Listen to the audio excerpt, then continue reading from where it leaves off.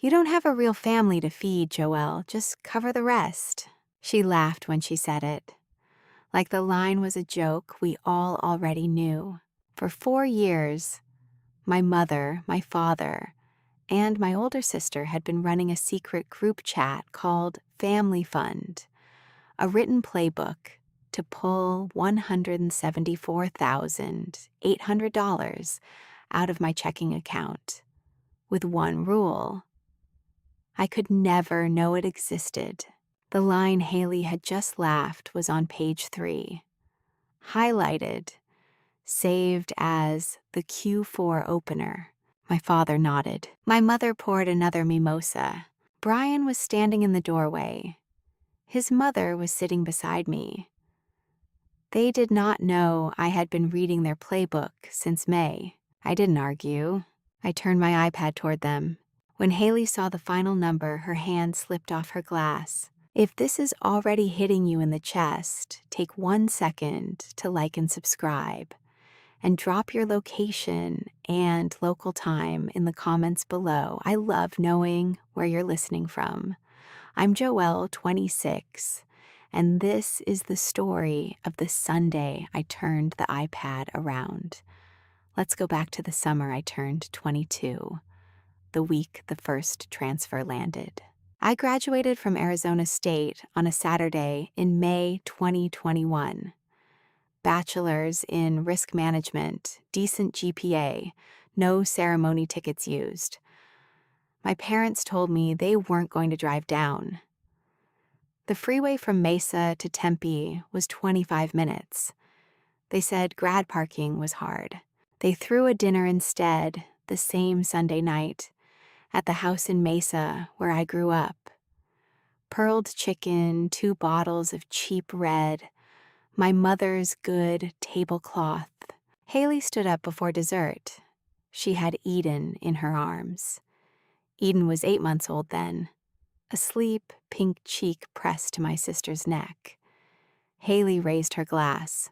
To my baby sister Joelle, who understands her role in this family. My father, Donovan, laughed and clinked her glass. My mother, Maureen, said, "We are so proud." I remember thinking the word role was strange. I drank my wine. 3 weeks later, I started my first real job. Junior underwriter at West Valley Mutual Insurance, Glass Tower on Camelback Road, downtown Phoenix. The salary was $52,000. My checking account had a number in it for the first time in my life. I rented a tiny studio on Roosevelt Row for $1,450 a month. I bought a rescue cat from a foster on Craigslist. I named him Reggie. For 4 weeks, nothing happened. I sat at my desk learning policy codes. I came home to Reggie. I ate cold pasta out of the same plastic bowl. I felt calm. The first text came on the 28th of July. "Hey, love. Beckett ran out of diapers and Brian's check was late. Could you Venmo $400? I'll send it back by Friday." Beckett was almost 2. Brian was a foreman at a concrete builder's yard. His check was never late. I knew both of those things, but I was 22. I was new to a salaried job. My sister had 2 kids, and I had a cat. I sent the $400 in 4 minutes. She didn't send it back by Friday. By Friday, she sent another text, a thank you gif, and a heart. My mother called me on a Tuesday morning, 2 days later. I was at my desk in the underwriting bullpen. "She wanted to thank me," she said in her warmest voice. "You helped your sister. I'm so proud of you, Joelle. You know your place in this family." I said, "Okay, Mom." I went back to my screen. Your place in this family. I had never heard her say it that way before. I had heard her say your role. I had heard her say your part to do. The place was new. The place sounded like a chair somebody had pulled out for me without asking which one I wanted. I let it pass. People say things at 58. Mothers exaggerate. I had a deductible question to research. A week later, Haley sent the second request. $720. Milk and pediatric vitamins. Eden's sensitive stomach. I had $18,000 left in savings after my deposit, my furniture, my move. I had been planning to roll it into an index fund. I pressed send. I told myself it was a hard summer. It was just a hard summer. My sister had a baby with sensitive milk needs. My nephew had outgrown his clothes. My mother's voice in my ear had told me I knew my place. I told myself I would say something next month, or the month after. By Christmas of that first year, I had sent her $9,600. She had bought a Peloton. I remember the day she posted the unboxing video on her Instagram stories. I was in the break room at West Valley, with a microwave bowl of black beans and a fork I had taken from the cafeteria. Her caption was something about how Brian had surprised her. The Peloton was the same retail price as my last 6 transfers, give or take $80. I closed the app. I ate my beans. I told myself she had the kind of marriage where husbands surprise wives with $2,400 gifts. I went home to Reggie. I bought him a $6 feather wand from the bodega on Roosevelt. He chased it for 9 minutes and then fell asleep on the kitchen rug. I sat next to him on the linoleum with my back against the refrigerator, and I told myself this was what it looked like when a young adult was building her foundation. I was building somebody else's foundation. I just did not know it yet. The reason I didn't say anything that first year is not the reason I told myself. The reason was that they had already decided who I was. They decided it when I was 8.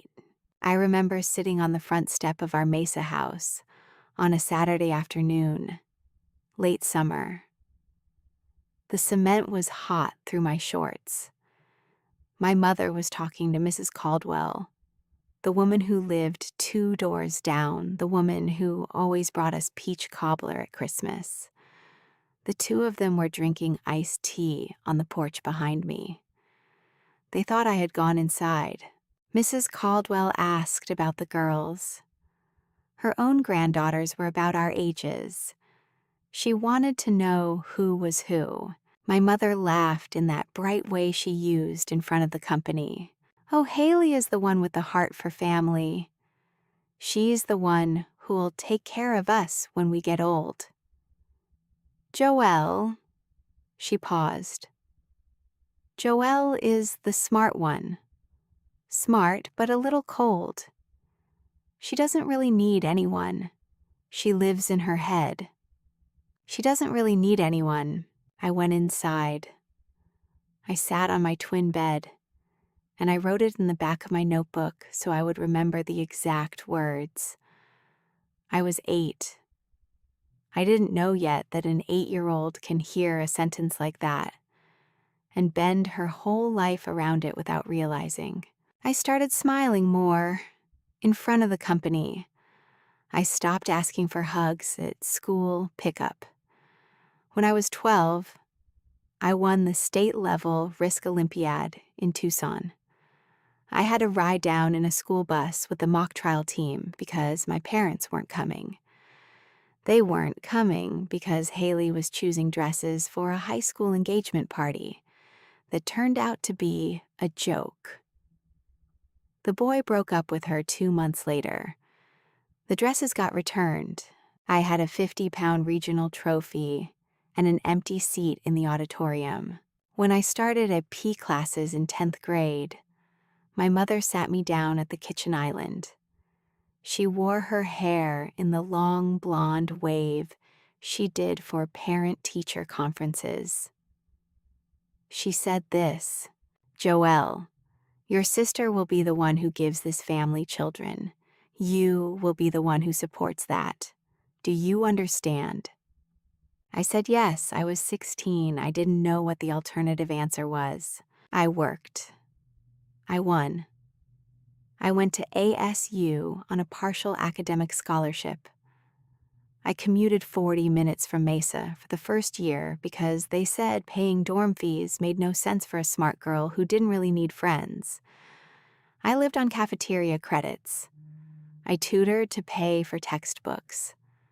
I came home on Sundays and did Haley's laundry while she sat in our parents' garden swing texting Brian Whitfield, the boy she met at a tailgate.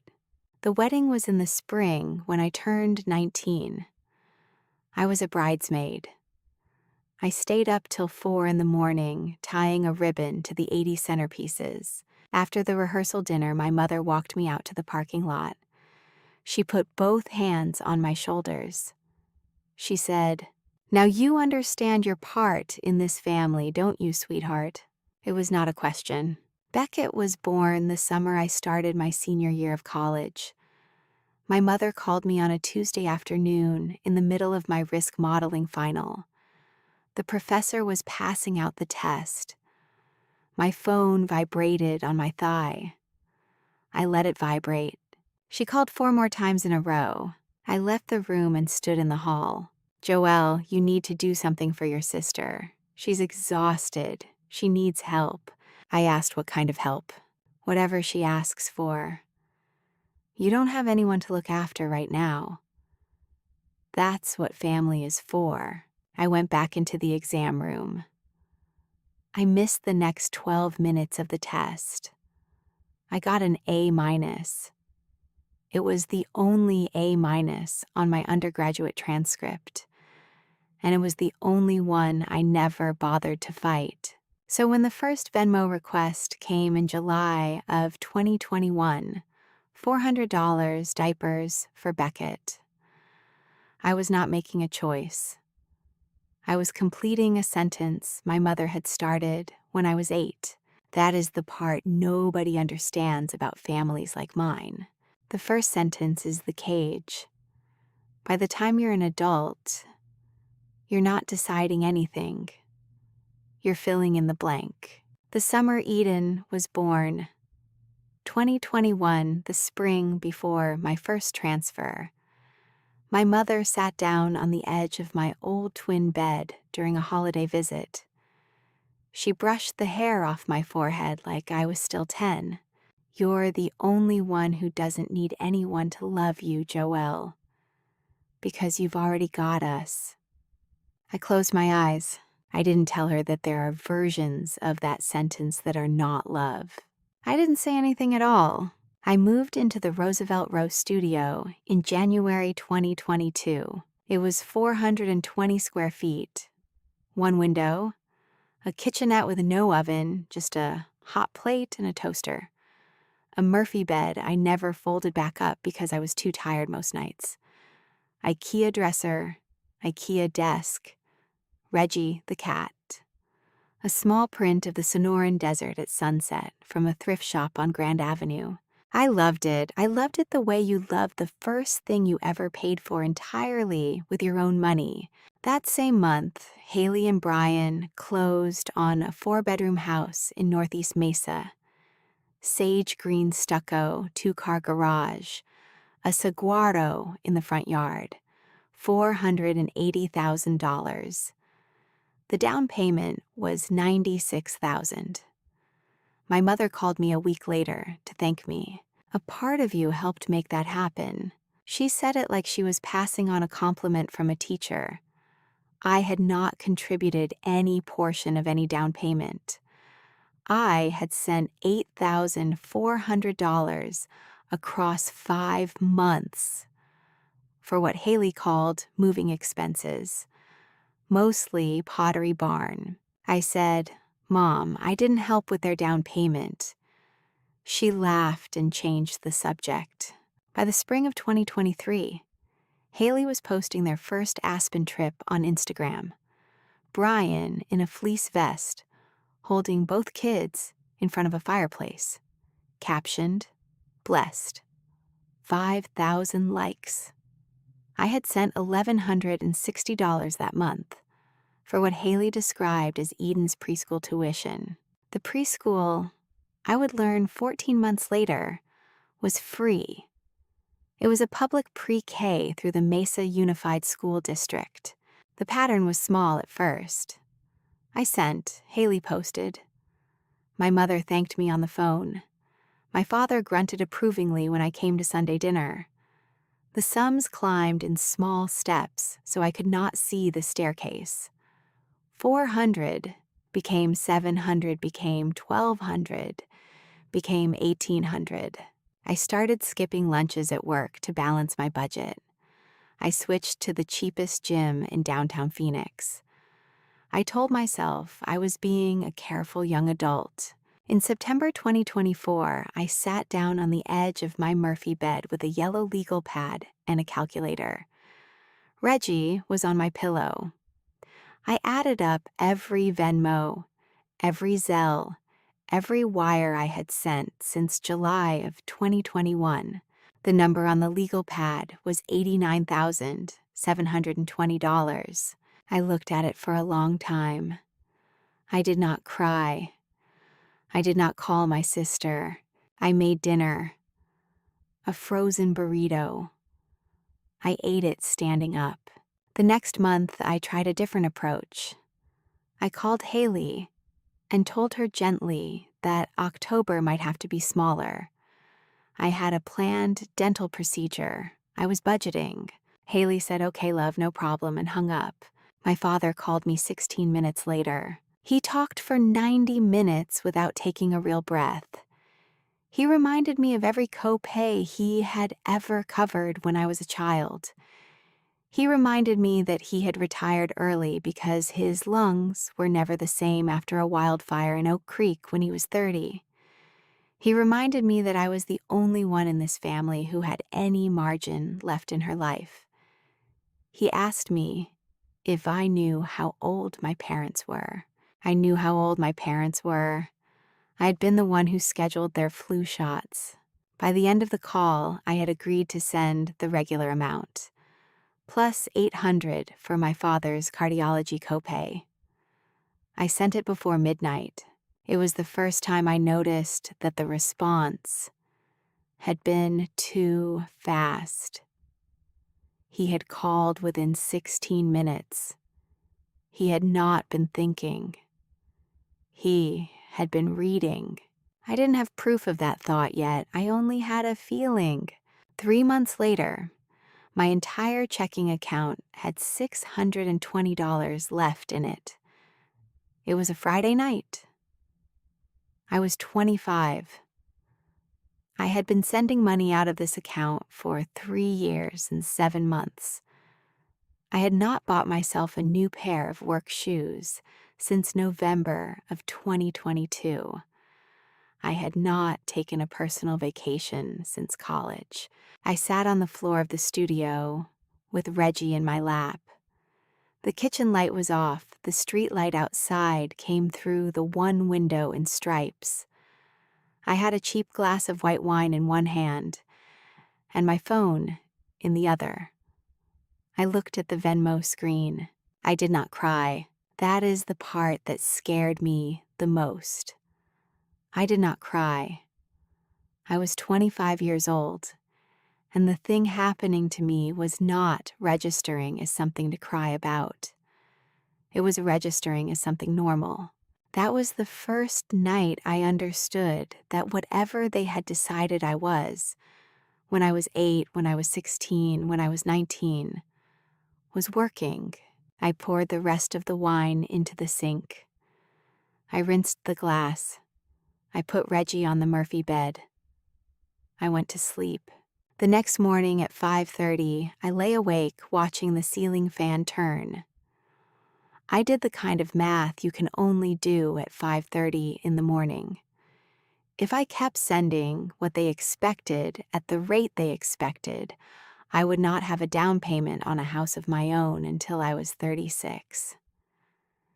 If I kept sending and a medical emergency hit, I would not have an emergency fund at all.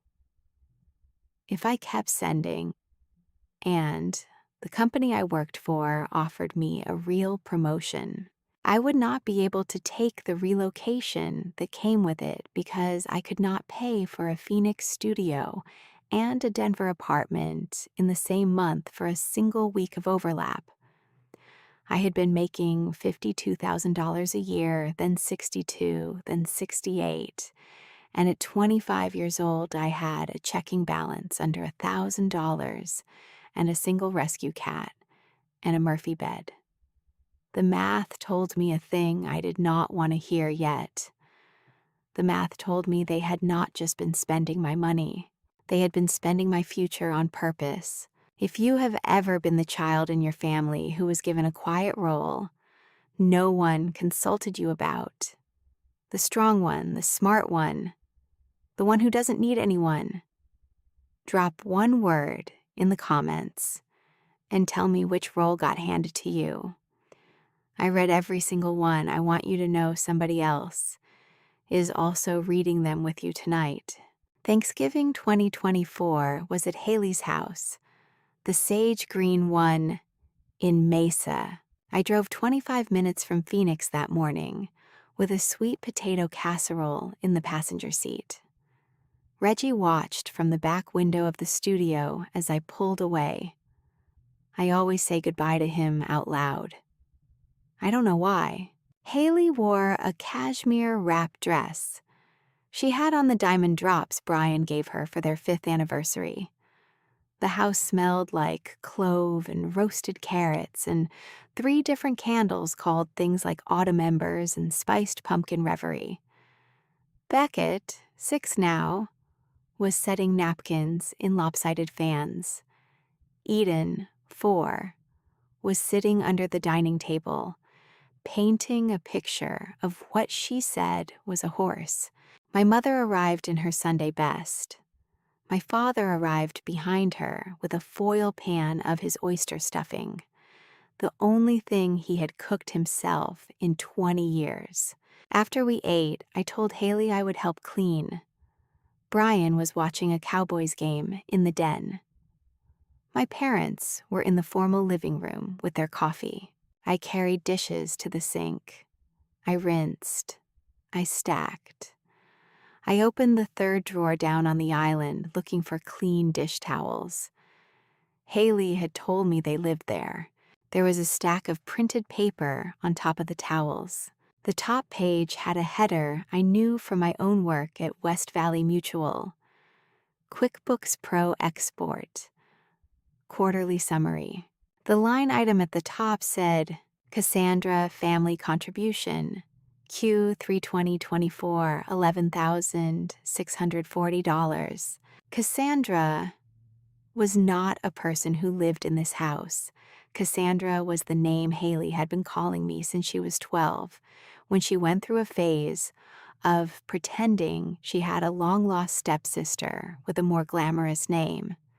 She had stopped calling me Cassandra in front of other people when I was 16. She had not, apparently, stopped writing it down. I stood very still. I lifted the top sheet half an inch. There were 6 more pages underneath.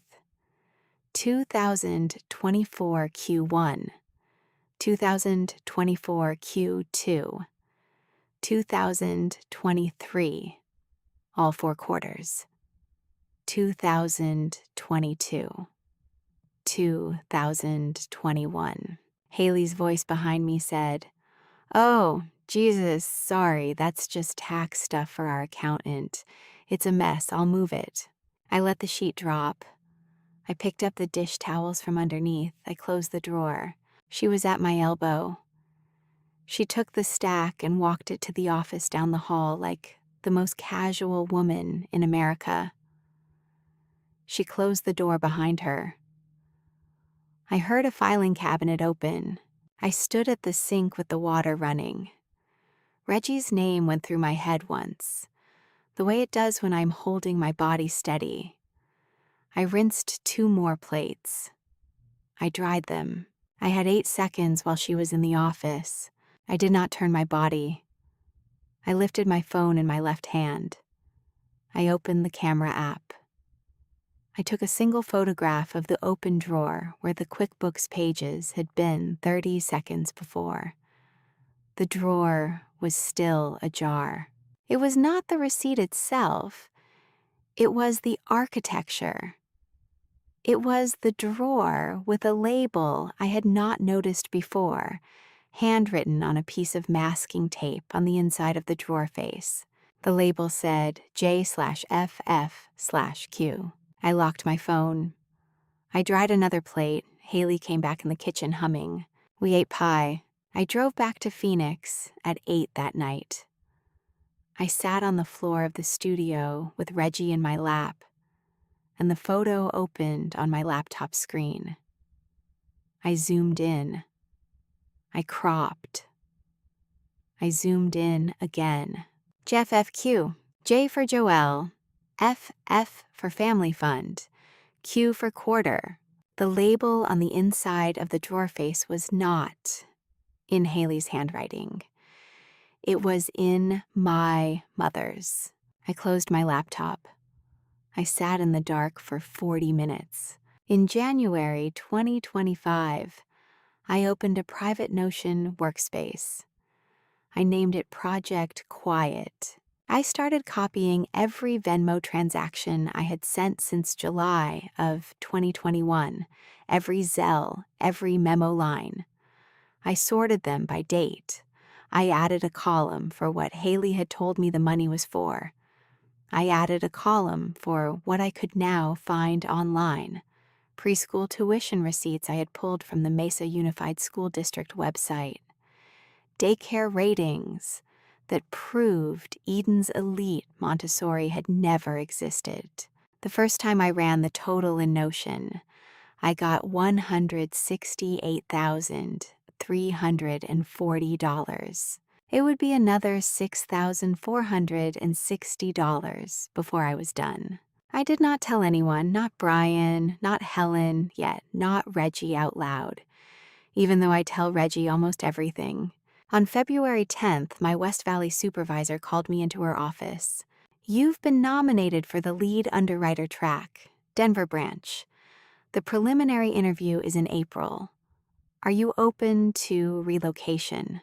I said yes before I knew I was saying it. I walked back to my desk. I sat down. I opened Project Quiet. I typed one line at the top of the document. I have somewhere else to go now. Haley's 30th birthday was on the 3rd of May, 2025. Saturday brunch on the back patio of the Sage Greenhouse in Mesa. 16 guests. Pink eucalyptus centerpieces. A grazing board the size of a coffee table. I went. I wore the navy linen dress my mother always says is my professional dress, which is her word for shapeless. I brought a card with $75 in it. I had decided 75 was the smallest number that wouldn't trigger the playbook, even though I didn't yet know there was one with a literal name. I helped pour champagne. I smiled. I kissed Haley on the cheek. Brian was different that day. I had known Brian Whitfield for 7 years. Brian was the kind of man who laughed loudly at small jokes and over-tipped servers and called my mother Mrs. M, even though she had asked him 16 times to call her Maureen. He was steady. He was easygoing. He was a Cowboys fan in Arizona, which he treated as a kind of personality. On Haley's 30th, he didn't laugh once. He poured champagne for the guests, and his hand was steady, but his jaw wasn't. When he handed me a flute, he held my eyes for one beat too long. I noticed, but I did not say anything. I knew the rules in this family. Notice, do not react. I drove back to Phoenix at 6. Reggie was on the kitchen counter waiting. I made instant ramen. I went to bed at 10. My phone vibrated on the nightstand at 9:48. The text was from a number I did not have saved. The first line read, "Joelle, it's Brian. Please look at your sister's group chat. I do not know what to do." He had attached 36 screenshots. He had attached one PDF file. The PDF was titled Cassie Response Playbook.pdf. I sat up. Reggie jumped down. The kitchen was dark. My studio was dark. The street light outside my one window was the only light I had. I read for 4 hours. The group chat was named Family Fund. There were 3 members: my sister Haley, my father Donovan, my mother Maureen. The first message was dated July 28, 2021 at 6:14 in the evening. The night before, Haley sent me her first Venmo request. The first message in the chat was from my mother. It said, "Okay, loves. Haley is going to send the first one tomorrow morning. 400. Diaper story. Joelle just got her first salary. Haley, give her 1 full week before next request. Donovan, only call if Joelle hesitates more than a day." My mother had laid out the strategy before the first dollar moved. I read every message. There were over 11,000. Across 4 years.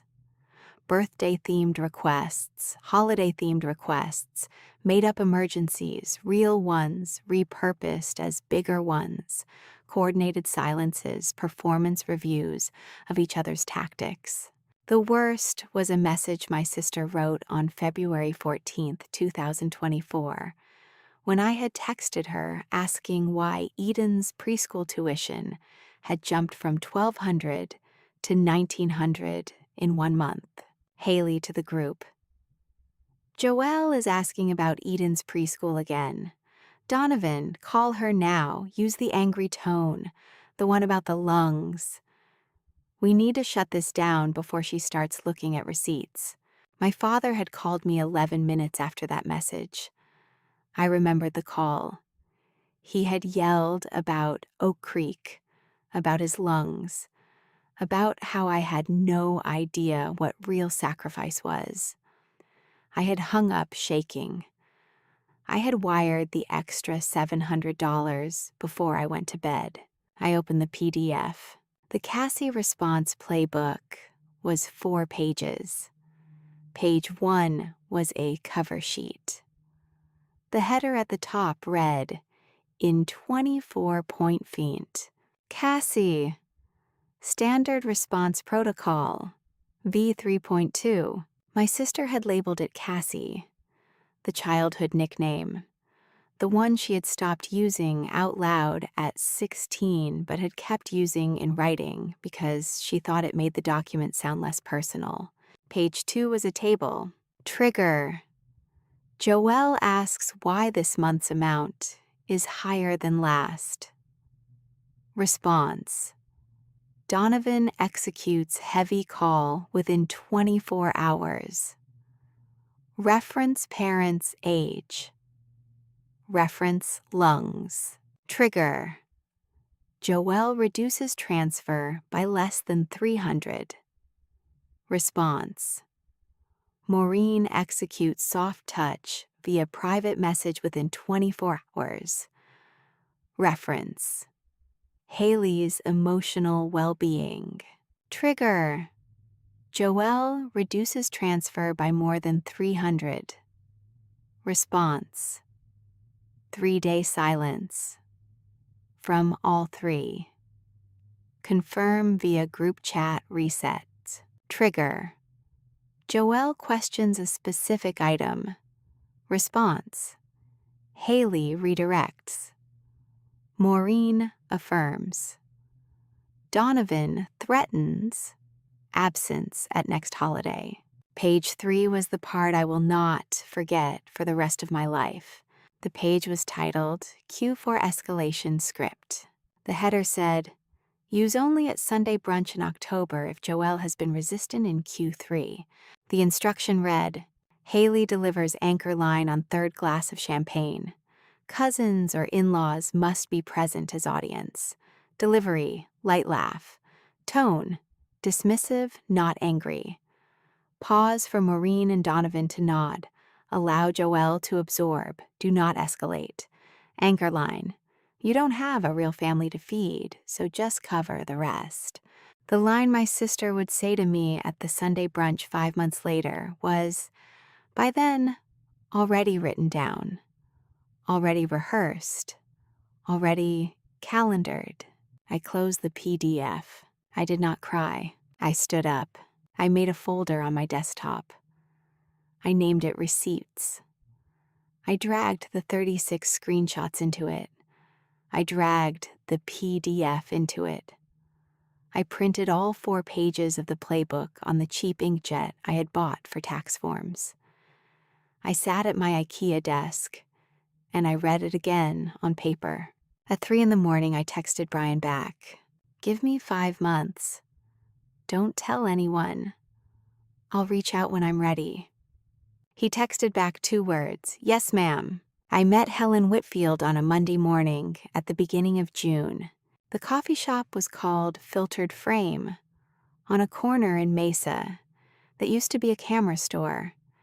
It was the kind of place that played quiet jazz at 7:30 in the morning and had real ceramic mugs. Helen had picked it. I had agreed because she would know which corner table to take. I had only met Helen 4 times before that day. Twice at Brian and Haley's wedding 7 years ago. Once at Beckett's birth announcement luncheon. Once at Eden's first birthday party at the Sage Green house. She had always been polite to me. Brief. The kind of polite that watches you. I arrived at 7:25. She was already there. Corner table by the window. A French press for 2. Linen blazer the color of a deep summer pool. Silver hair cut short to her chin. Reading glasses on a chain. 60 years old. Retired school counselor from Scottsdale Unified. 29 years of cataloging other people's children. She did not stand when I walked in. She did not say I'm sorry. She slid an inch sideways on her bench to make room for the folder she had brought. I sat down. She poured me coffee. She said, I have wanted to talk to you for 7 years. I said, I have a lot of receipts. She said, so do I. She opened the folder. The folder was an accordion file. 12 tabs. Each tab was a year. The first tab said 2021. The last tab said 2025. Inside each tab were monthly invoices from Mesa Unified School District Pre-K Tier 2. Each one made out to H. Whitfield. Each one paid via electronic debit. Each one for an amount between $980 and $1,240. She had paid 44 months of preschool tuition for Eden Whitfield. The total, she said quietly, while I leafed through, was $50,600. My granddaughter has been in Mesa Public Pre-K since she was 18 months old. I have paid the tuition every single month. My son and his wife do not know I do this. Or my son didn't know. He does now. I looked up at her. She said, Haley has been telling you the tuition was $1,200 a month at an elite Montessori. Haley has been telling you Eden's school name was Saguaro Light Academy. There is no Saguaro Light Academy. I checked 7 years ago. I asked her why she didn't tell Brian. She drank her coffee. She set it down. She looked at me for the first time the way I imagined she had looked at scared sophomores in her office for 29 years. She said, because 7 years ago I had no proof. Because 7 years ago you were 19 and you had no protection. because 7 years ago I was a counselor by training, and I knew that you do not pull the wall out of someone's life without somewhere for them to stand. So I started paying my granddaughter's tuition. I started saving receipts. I waited to be useful. I looked down at the folder. She said, "I am useful now." I did not cry in front of her. I did not. I asked her, "What do you need from me?" She said, "Nothing. What do you need from me?" I told her about the Sunday brunch in October. The one I knew was already on my mother's calendar. The one my sister had not yet sent invitations for, but would. I told her I needed her to come. I told her I needed her to bring her receipts. She said yes before I finished the sentence. We sat at that corner table for 2 hours. We drank a second French press. She asked about Reggie. I asked about the years she had counseled girls at the high school, where she had been the senior counselor before retirement. When we stood up to leave, she reached into the inside pocket of her blazer and handed me a folded sheet of paper. She said, "I want you to keep this. I have kept it for 31 years. It was a letter. The handwriting was teenaged. The date at the top was 1994. The letter was signed by a girl named Anna, who had been one of Helen's students at the high school. Anna had written it to Helen 6 months after Helen helped her leave her parents' house at 17. The middle paragraph read, "You told me my worth isn't decided by whether the people who made me choose to see me." I keep that sentence in my head every morning. I'm 22 now. I'm married to a kind man. My son was born last month. I named him Henry after my grandfather, the only one in my old family who told me I was real. The last line read, "I tell my son every night that he is real." I refolded the letter. I drove home to Phoenix. I taped Anna's letter to the inside cover of my receipts folder. Reggie was on the windowsill in the late morning sun. I sat on the Murphy bed. For the first time in 9 months, I slept the whole night. June and July of 2025 were quiet on the surface. I went to Sunday dinner once a month, the same way I always had. I sent the agreed monthly transfer to Haley, the same as the last 40-something months. I smiled at the right beats. My mother told me twice that I looked tired. I told her I had been working a lot. She accepted it. She had no reason not to. Underneath the surface, I was building a small machine. Every weekend, I drove to a different branch of the Phoenix Public Library and sat in a study room with my laptop. I made a master spreadsheet in Excel. Column A was the date. Column B was the dollar amount. Column C was the payment method and transaction ID. Column D was what Haley had told me the money was for. Column E was what the money had actually been for, where I could confirm. Column F was the family fund chat message that had preceded the request. By the end of June, the spreadsheet had 416 rows. Brian sent me new screenshots every Saturday morning from his work email. He was scrupulous about it. He would screenshot the night before, when Haley was asleep, and email them at 5:30 when he was supposed to be at a job site. He sent me one in mid-June that I read twice. The message in the chat was from my father, dated October 9th, 2024. The day after I had agreed to send him the extra $800 for his fictional cardiology copay. Donovan to the group. Called her. Used heavy call. She'll send by midnight. Maureen replied at 11:53 that night. Maureen to the group. Confirmed. She sent at 11:41. She's a good girl tonight. I added that thread to row 287 of the spreadsheet. I highlighted row 287 in yellow. On the 20th of July, I flew to Denver for the in-person lead underwriter interview. I told my mother I had a work conference in San Diego. I'd been planning the lie since May. The West Valley Denver office was on the 17th floor of a building on Wynkoop Street near Union Station. The senior partner was a woman named Caroline Pruitt. She was 48, short gray hair, black tortoise glasses. She read my Phoenix loss ratio reports with one hand on her chin and the other tapping the table once every 6 or 7 seconds. She did not smile until the end of the interview. When she smiled, it was small. She offered me $112,000, a $13,000 relocation bonus, full medical, and a window seat. She asked when I could start. I said October 6th.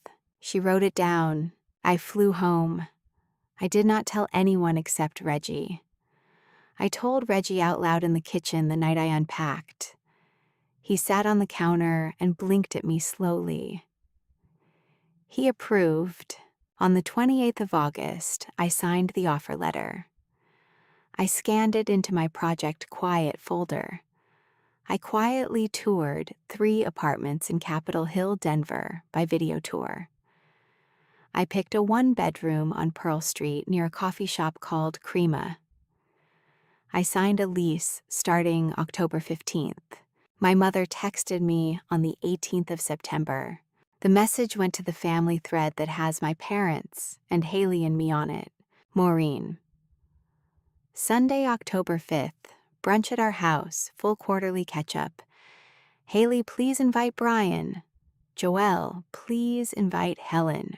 We have not had her over in too long. I read that last sentence twice. Please invite Helen. My mother had no idea what she had just walked into. She thought she was performing the role of the warm matriarch. She thought Helen would refuse politely. She thought she was checking a box for the audience. I did not reply for 19 minutes. Then I typed, "Will do." 4 days later, Haley sent me a separate text.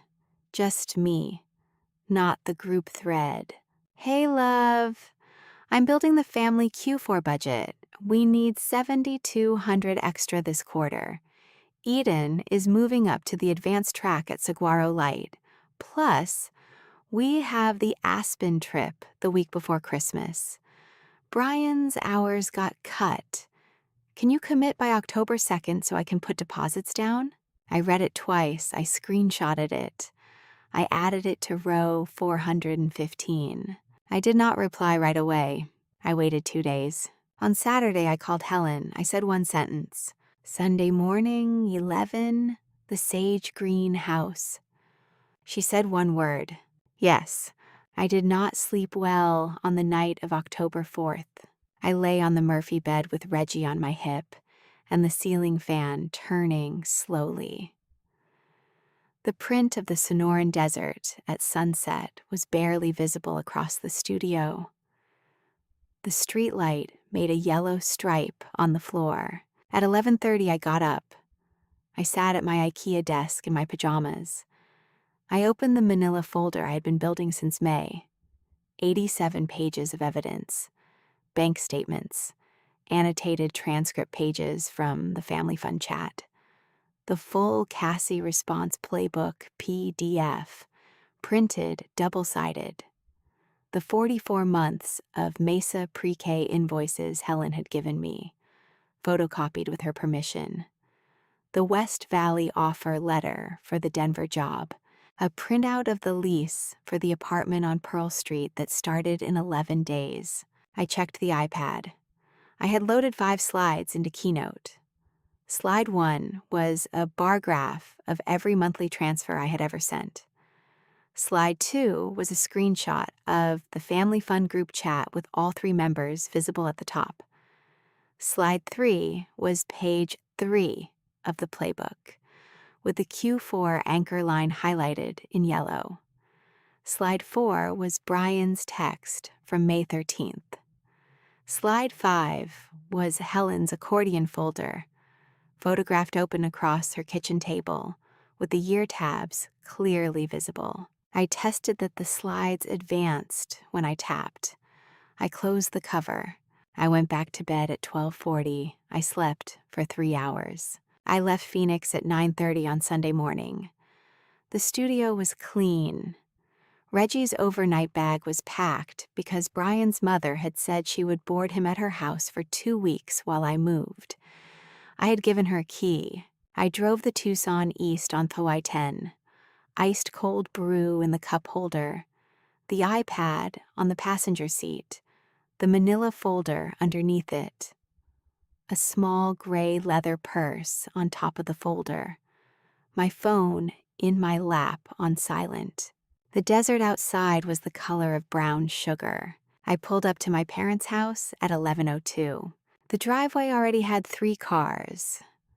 My father's silver Ram, my mother's CRV, Brian's white Silverado.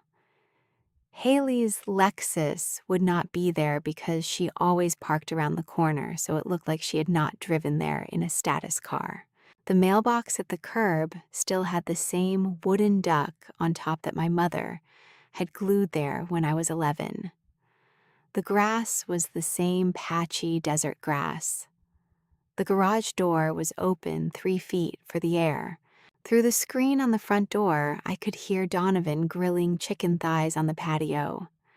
The smoke smelled like mesquite. Maureen was inside, calling out instructions about plates.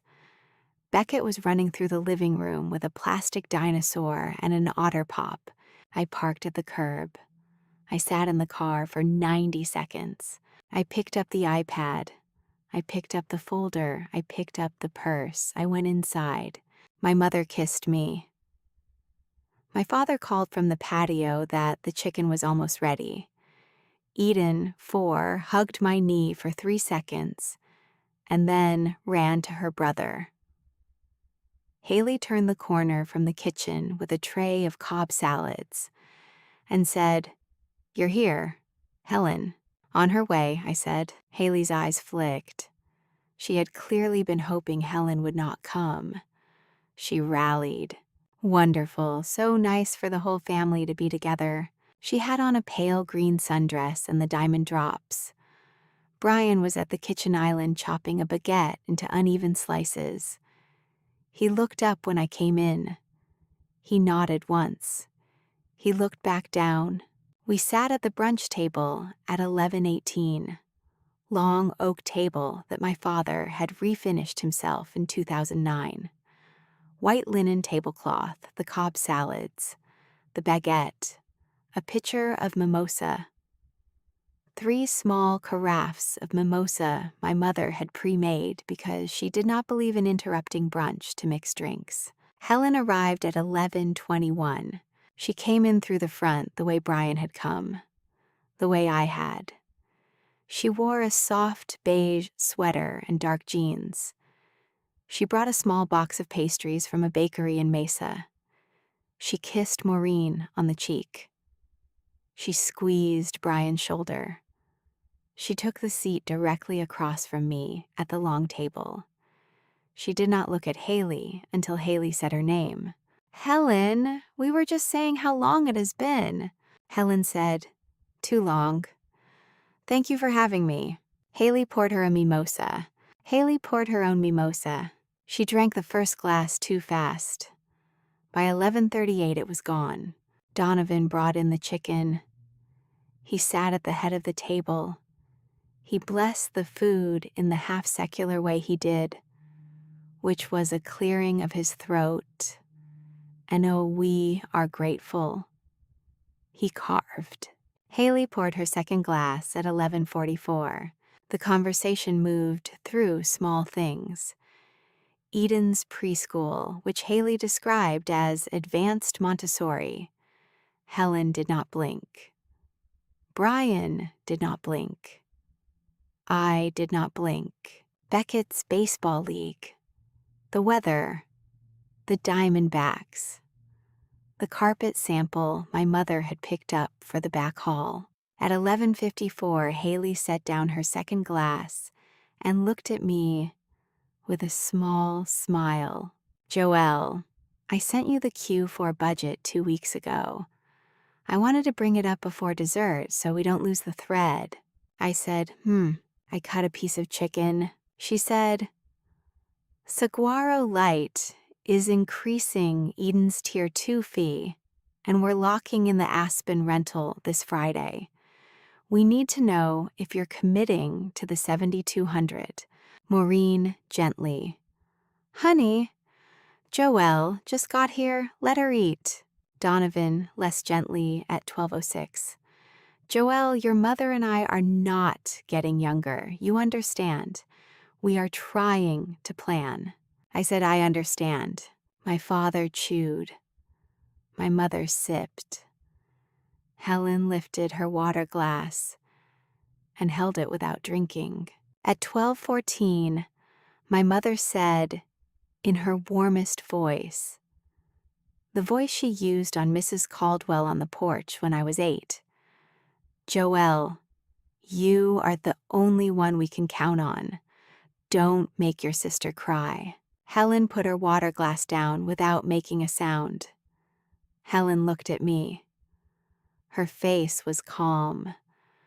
Her face had been the same calm face for 60 years, and the calmness was a choice she had made every single one of those years. Haley poured her third glass at 12:18. She lifted it. She drank half. She set it down. She looked across the table at Helen. She looked at Brian standing at the doorway behind her, the way he had not come back to his chair after carving the second tray of chicken. She looked at me. She gave me her smallest, lightest, most dismissive smile, the one she had practiced in the Q4 escalation script, the one labeled tone, light, not angry. She said, "Joelle, come on. You don't have a real family to feed. Just cover the rest." She laughed. Donovan nodded, right on cue. Maureen reached for the mimosa pitcher. Right on cue. Brian stood in the doorway and did not move. I did not argue. I turned my iPad toward them. Haley laughed once more. The second little laugh. When she saw the screen face her, she said, "Oh God, what is this? Are you doing a slideshow?" I tapped slide 1. The bar graph filled the screen. 45 months of transfers. Each bar a different color depending on which family fund member had triggered the request. The total in the upper right corner in clear black numerals. $174,800. The room got quiet very fast. My mother set down the mimosa pitcher she had just picked up. The carafe made a small sound against the tablecloth. Haley laughed for the third time. The third laugh was thinner. "Joelle, those numbers are wrong. Where did you even get that?" I said, "Slide 2. I tapped. The screenshot of the Family Fund group chat filled the screen. 3-member icons. Across the top, Haley, Donovan, Maureen. Group name. In the header bar, Family Fund. Created July 28th, 2021. Donovan put his fork down. He said in his deeper voice, the one he used at fire department meetings, before he retired, "Joelle, that is private family planning. You had no right to be inside our private communications." I said, "I never went inside them. They were sent to me." Maureen, sharp now, in the voice that used to silence Mrs. Caldwell mid-sentence. "By whom?" I did not answer her question. I said, "Slide 3. I tapped. The page from the playbook filled the screen. The Q4 escalation script. The yellow highlighter band across the anchor line. You don't have a real family to feed, so just cover the rest. And the instruction beneath it. The instruction beneath it read, Haley delivers anchor line on third glass of champagne. Cousins or in-laws must be present as audience. Delivery, light laugh. Tone, dismissive, not angry. Haley's eyes moved sideways to her third mimosa glass. The glass was on her right. Her hand, which had been resting next to the glass, twitched. The hand opened. The hand let go. The glass slipped 2 inches across the linen and tipped against the salt cellar. It did not break. The mimosa spilled in a slow yellow line across the tablecloth. Nobody reached for a napkin. Eden, 4 years old, was sitting on the floor in the den with the dinosaur. Beckett was outside. The cowboys were on mute on the den TV. The afternoon phoenix light came through the western windows in slow horizontal stripes. For 5 seconds, nobody made a sound. My father broke it. He said in a much smaller voice, "Where did you get the playbook?" I did not answer. I said a slide 4. I tapped. The text from Brian filled the screen. The night of May 13th. 2025. Brian's number. Brian's words. Joelle. It's Brian. Please look at your sister's group chat. I do not know what to do. Haley's face changed. It was not anger first. It was the look people make when they realize a door has been open behind them for longer than they thought.